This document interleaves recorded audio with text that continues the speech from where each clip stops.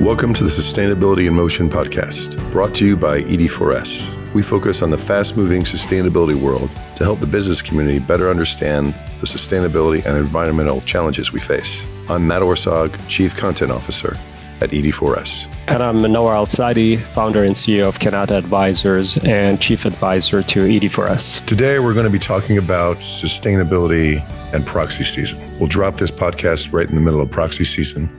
So we'll be talking to Heidi Welsh, Executive Director at the Sustainable Investment Institute, as she gears up for this proxy season, to tell us a little bit about the main issues this year and where sustainability issues are headed. Heidi, welcome to the podcast. Nice to be here. Before we get into proxy season, specifically, tell us a little bit about yourself, your career, and a little bit about what Sustainable Investment Institute does.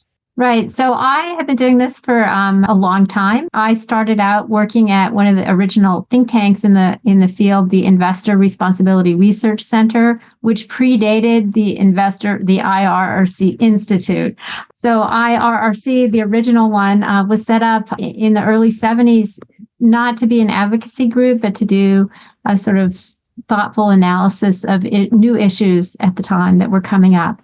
And mostly was social policy issues in proxy season. And I've basically been doing that my whole career for big institutional investors, colleges and universities, big endowments and pension funds for the most part. So I was at IRC for a long time. It was acquired by ISS, then Riskmetrics, then MSCI. And then in 2010, I started the Sustainable Investments Institute, which we refer to as SI2 for short. Yeah, I've seen it. Yeah. All right, let's start at the broad level. What are the main issues you're looking at this year in proxy season in the U.S., where you are? Nawar's in Canada, we're in the US, and around the world, if those issues are any different. Yeah, I mean, my expertise is mainly in the U.S. market. We think about the rest of the world, and we try to think globally, but our reach is pretty much looking very specifically at U.S. publicly traded companies, but all U.S. publicly traded companies. So proxy season has for some time been divided in sort of three different buckets. We don't cover the sort of what I would call some traditional governance, as sort of, takeover defenses and, compensation and stuff. We focus on the controversial stuff having to do with social policy and environmental issues, and sort of related bits of corporate governance having to do with that, like, board committees with specific mandates. And we, of course, cover corporate political influence spending, both in elections and lobbying. So proxy season is really, as I said, three big buckets. One big bucket is the corporate political spending piece, which is I've called the connective tissue of proxy season because it affects everything. Another obvious large bucket is sort of environment, which is heavily weighted to the climate, obviously, given its huge impacts. And the other, on the social policy side of things, you have subcategories of human rights, what we call decent work, sort of fair pay and treatment at work, and diversity. And then there's a few others with health issues on reproductive rights. And then recently, we, of course, have the new addition of a big explosion in anti-ESG proposals, which take the opposite view of everyone else. All right. I think it's maybe just helpful before we go a bit further, Heidi. I don't know if you could give us some historical context on how proxy voting and the underlying issues that proxy voting kind of focuses on have evolved over time. Considering you've been looking at this, I believe, since the 1980s, I think your perspective here would be highly invaluable for our listeners. Yeah, well, I think initially it was more of I wouldn't say fringe, but a sort of specialized area of interest and sort of connection between business and society. I think that has really shifted over time. Initially, proxy season investors started voting on shareholder resolutions on social policy issues informed from concerns about Vietnam and sort of issues of representation, and South Africa. So that very much of a sort of social justice angle initially. Also, a big event affecting proxy season was, the ExxonMobil and the Valdez disaster, which sort of brought environmental issues to front of mind for a lot of folks.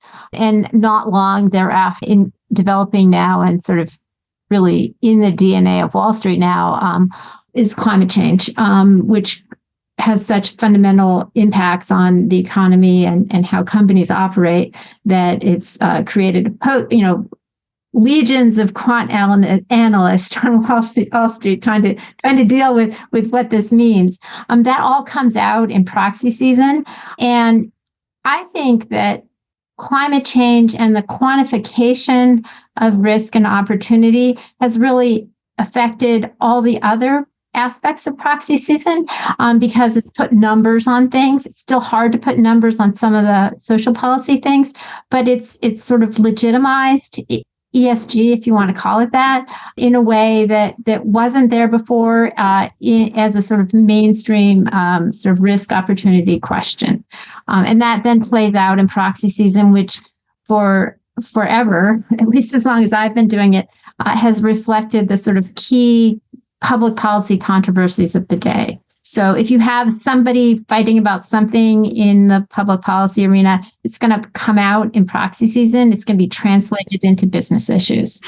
Well, that's interesting. You mentioned kind of the quantification of climate change.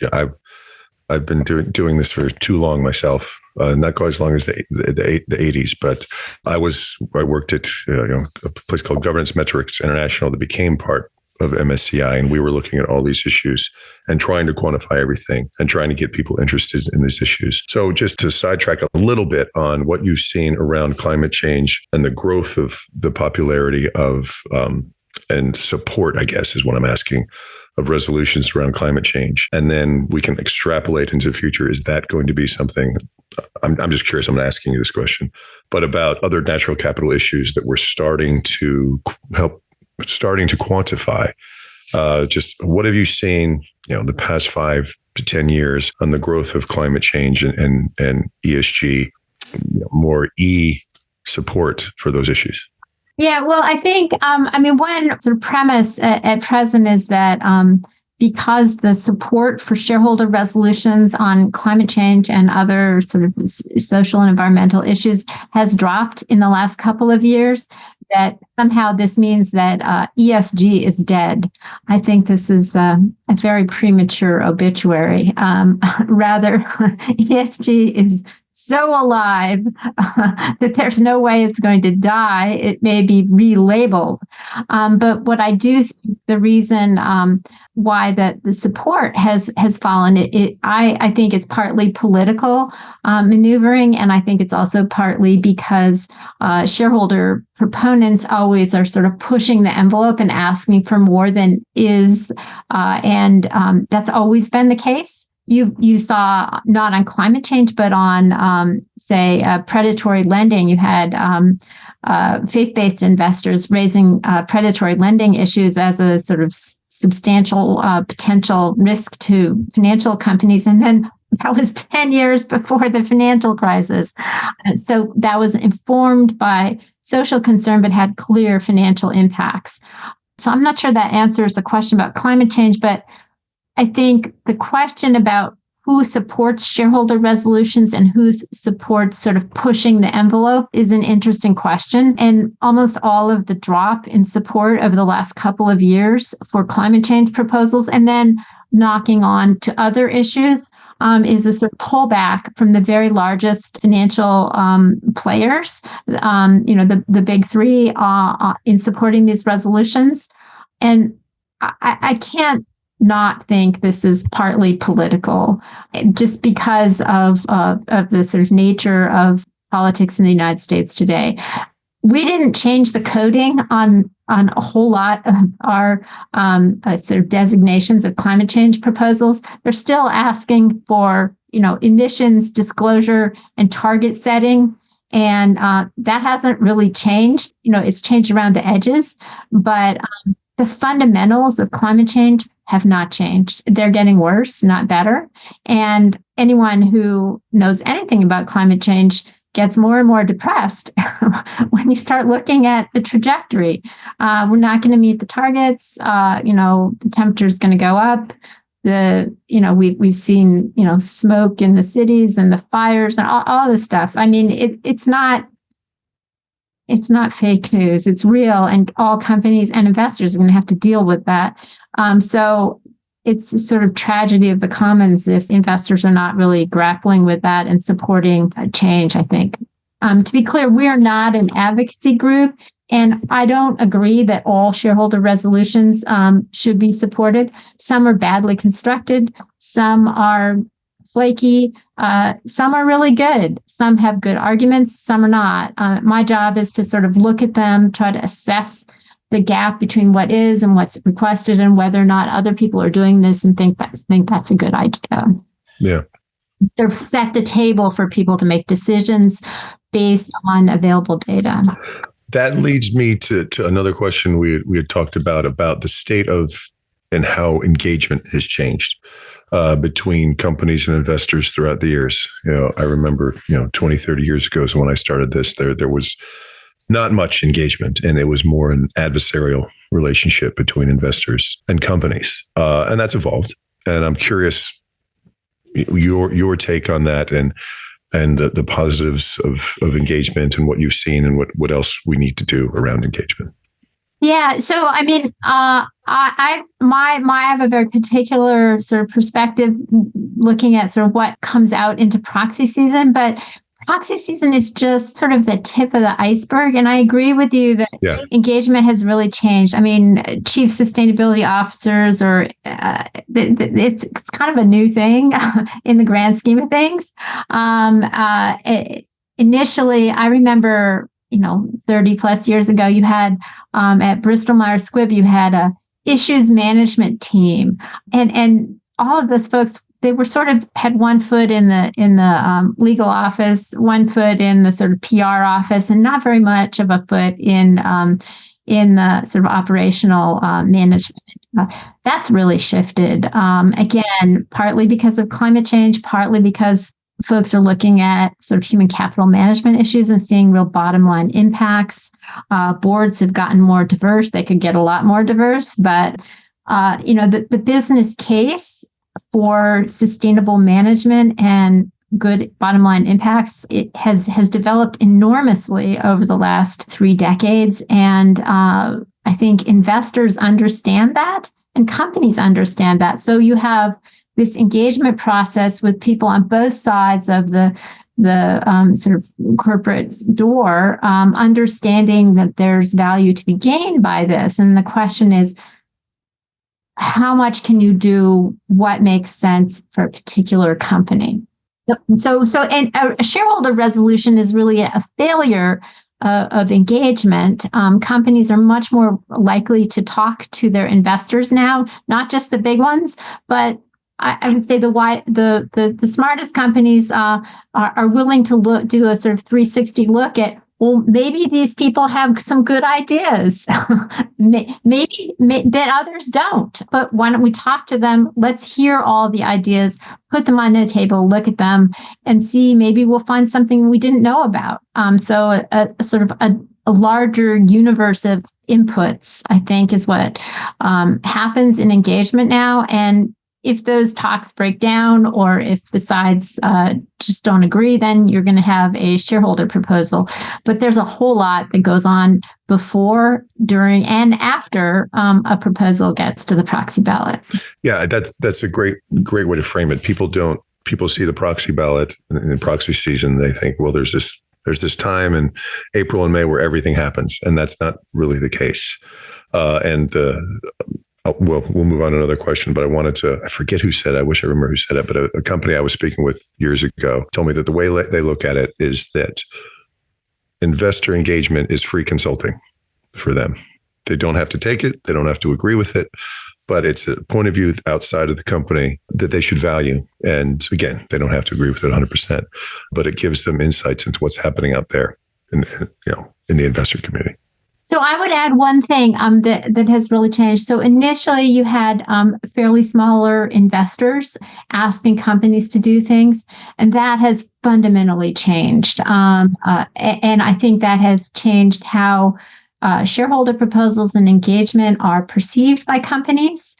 And there's some tendency, and we'll talk about this later, to say, oh, these are illegitimate issues, sort of outsiders with political aims, and they're not. I mean, you have those that own the market are concerned about environmental and societal issues as they affect business, and they are the owners of the companies, and they're looking at this for business reasons. It's not really there is a political cast to it, but I think the attacks on sustainability are coming mainly from sort of almost purely political players for almost purely political means, and it's not really an investment perspective. I guess we'll jump into the anti-ESG kind of movement side of things in a little bit, but I just wanted to stay with these two topics, engagement and the changing patterns in terms of support for ESG resolutions. On engagement, Heidi, I don't know if the Sustainable Investment Institute actually follows engagement trends in terms of number of engagements. I find that the market is quite murky in terms of what's going on behind the scenes in terms of engagements. Asset managers or owners, they publish stewardship reports, but they obviously highly selective on what they disclose. So I'm just wondering how you track that. And outside of that, and going back to that trend of lower support for ESG resolutions over the last 2 years, or at least last year, some of the arguments that asset managers are putting forward are a lot of resolutions are becoming very prescriptive, so they don't want to support them. Do you believe there's any validity to that, or is it some kind of excuse to justify the fact that they just don't want to deal with the political kind of pushback by supporting these resolutions? So I don't know if you can speak to these two questions. Yeah. So to speak to the second one, I think there is some instance of a sort of a little bit more specificity on some of the proposals, but overall, you have the same types of themes holding through for basically more disclosure on climate risk management. Some of them are pretty detailed, and those are out because they're too much, and they are maybe getting into the dirty details that are really the sort of area of management to figure out. But I don't really buy the too prescriptive argument in general. It doesn't explain the shift that has been so substantial from the big players. And I think that big shift, I really think it's informed by sort of political positioning. But in terms of tracking the engagement, proxy season is more than just the votes. It's also the withdrawn proposals. Withdrawn proposals are a good way to track engagement and success. A withdrawn proposal is almost always a success of an engagement.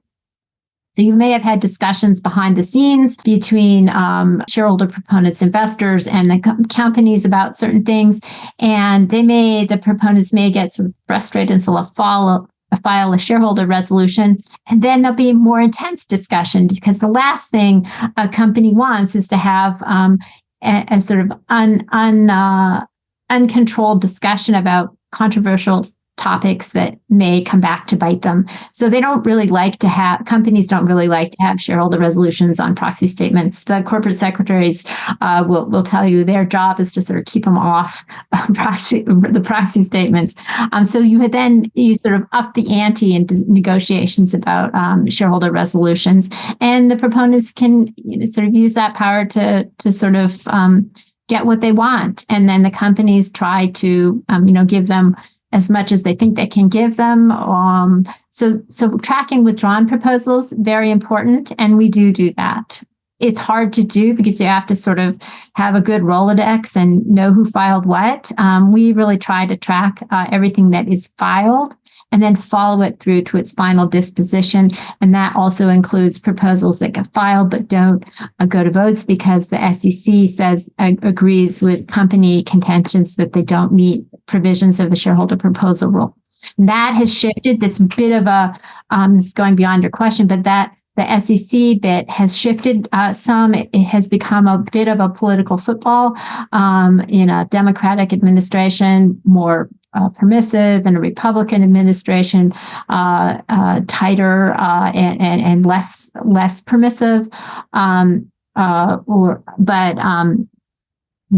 in a more accepting mode of let the spaghetti get thrown at the wall and see how it sticks. We've talked a little bit about the anti-ESG movement in our questions so far, but could you give us a little bit of the flavor of the anti-ESG movement, how it's grown, what you've seen it do over the past couple of years? Well, I think they have a lot more money, clearly, because they're filing a lot more resolutions in the last couple of years. We are now looking at, I think, at least 70 filed this year. So clearly we're going to get more than last year.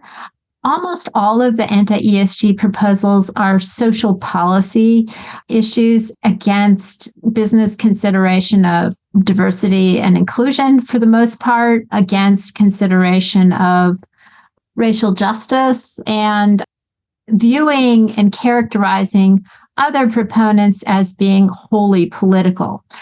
As I said before, I think that these folks are not really coming to the table with an investment perspective. They're coming with a political agenda, which is informed by the current Republican Party talking points. And it's the conversation and the tenor of anti-ESG proposals really tracks with the right wing of the Republican Party and all the current talking points there. So if it comes up on the right wing side of the party, you're going to probably see it in proxy season. And you're seeing it this year in what I think you have to call a group of pretty bigoted proposals attacking the rights of LGBTQ people and transgender youth and health, and going at it in terms of questioning corporate support for employee contributions and charitable issues, and sort of corporate support for the Human Rights Campaign. I don't know. I mean, my business partner died from AIDS. I know that, many wonderful young transgender people. I don't think that they are a threat to business or society. And I think it's a misuse of the sort of shareholder engagement process to suggest that they are. And just one thing I wanted to add is the amount of the numerical percentage support that your average anti-ESG proposal gets is quite low. Can you give us, what that is? Yeah, no. Last year they averaged 2.5%. Right. And so basically, the investment world, as measured in proxy season, does not support far-right political objectives in the financial markets. But the question is not why, not that these get little support, but rather why does a perspective that is trying to blow up engagement between investors and companies having such an impact on the top end of things? No support on the bottom end for the explicit ideas, and yet reducing support for addressing climate change, addressing diversity, equity, inclusion, addressing labor rights, addressing the whole other range of things. And that's really it's having an impact. And despite this sort of rejection of the explicit nature, the explicit anti-ESG stuff. Well, actually, maybe building on that in terms of trying to understand why there is such an impact. I mean, for those of us who really follow this closely, there's something that we call acting in concert in securities regulation, where investors cannot collaborate too closely around certain issues. Otherwise, they do violate securities laws. They have to be transparent and file a specific set of filings in order to declare that collaboration. And initially, that regulation was around preventing market manipulation and kind of stealth takeovers. But increasingly, what I see happening is that the anti-ESG movement, in a way, is subverting the acting in concert regulation to discourage investors from acting collaboratively on sustainability issues, whether in an engagement capacity or through proxy voting and so on. I wonder what do you think about that issue? How investors should respond to it? I mean, specifically, obviously, sustainable investors, and whether regulators should change the law or intervene in some way to ensure that there is healthy dialogue around sustainability issues and that investors can talk among themselves around such critical issues, whether social or environmental in nature. So to be clear, I'm not a securities lawyer. I don't have any. I don't offer either. I guess I should say I don't offer investment advice. My personal. All those sorts of disclaimers. We did include some. I collaborate every year on the Proxy preview report, which we put out March 14th, and we include my forecast of the proxy season, and then a bunch of articles from proponents and experts about current issues, both from the proponents on what they're looking for and new angles, and also from the experts on sort of where things stand. And there's a couple of pieces in the Proxy preview report this year that sort of speak to this issue of antitrust and what's happening in proxy season with efforts to, as I said, blow up the process. I would just defer to that because my sense is that it's an inapt application of the law.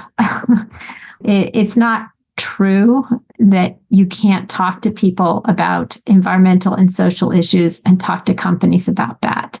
Clearly, big institutional investors have the right to discuss public policy and its application in their investment risk and opportunity analysis. And it doesn't really pass the sniff test to sort of pull in any random laws to sort of try to destroy stuff. And the other thing in terms of the anti-ESG folks is that one objective clearly is to sort of stop looking at things. It's a sort of head in the sand kind of thing. And I always ask, if proxy season and shareholder engagement is about getting companies to look at more information so that they can better understand the complex array of risk and opportunity in today's world, why is less information better? How does that improve risk management? I don't think it does. And if you shut down the shareholder proposal process and you allow fewer shareholder resolutions, what do you have as an alternative? I haven't heard what the alternative is. If you don't have shareholder resolutions, which is the clear objective and the stated objective of some of the litigation currently, which again is detailed in the Proxy preview report, what do you have? You have maybe votes on board members. That's a pretty blunt instrument. With shareholder resolutions, you have a more sort of honed kind of argument, which, people can decide what they want on this. But if you're talking about free speech, why not have free speech for ideas in proxy season? And how is it a good idea for investors not to examine more information and the whole array of information? I think those are very wise words to end the conversation with. Thank you, Heidi. That's great. Thanks again, Heidi, for joining us today. And thank you, everyone, for listening. This concludes our episode. Feel free to reach out to any of us. We're all active on social media and in other ways. Thanks for joining us, and take care.